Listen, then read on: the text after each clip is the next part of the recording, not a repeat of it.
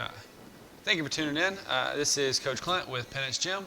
I'm going to show you today my favorite way of working with someone that has tight hamstrings. I've gotten this question before, especially after that movie Zombieland came out in like '09 or whenever it was. Whenever I talk about warming up and stretching, somehow I'll say, the joke from that, which is, does a lion warm up before he takes down a gazelle?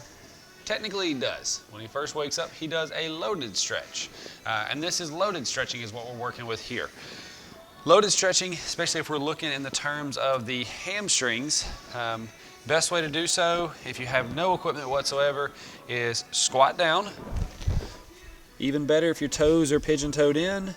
Put your palms on the floor, and whatever you do, don't let those palms come up. And then start pressing your hips up. Again, no matter what you do, don't let your palms come up. All right, even if you can't push the hips up very far, keep those palms down. 10 seconds, squat back down, come out of it. Important, squat back down to come out of it. This is actually, I grew up flexible, but I lost that whenever I started spending too much time in a typical 24-hour gym doing, for another sense of word, meathead style workouts, and I lost my flexibility. So these loaded stretches were how I rebuilt it. If you have nothing whatsoever, on the floor is awesome. If you have a box or a sturdy chair or something, even better.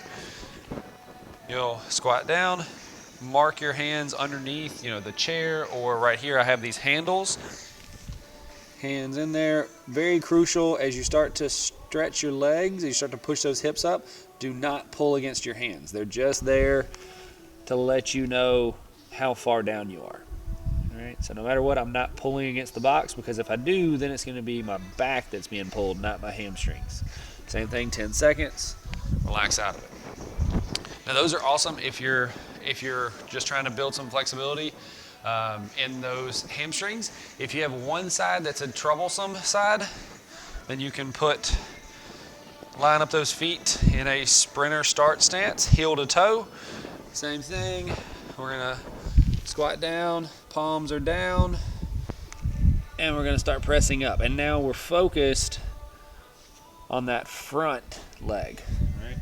Same thing, palms stay on the ground no matter what. If you start to let those come up, you're totally going to miss the stretch that you're looking for.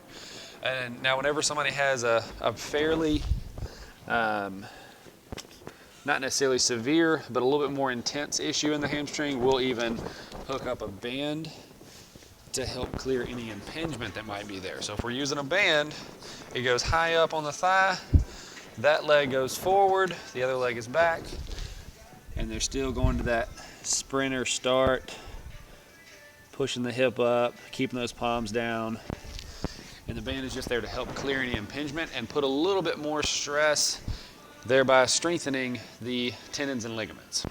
So there you go, guys.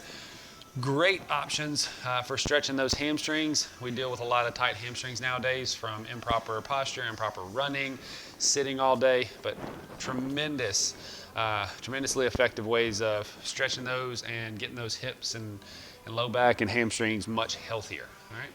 Thank you guys for tuning in. If you would like more information from us, email staff@crossfitpenance.com, and we'll see how we can help you.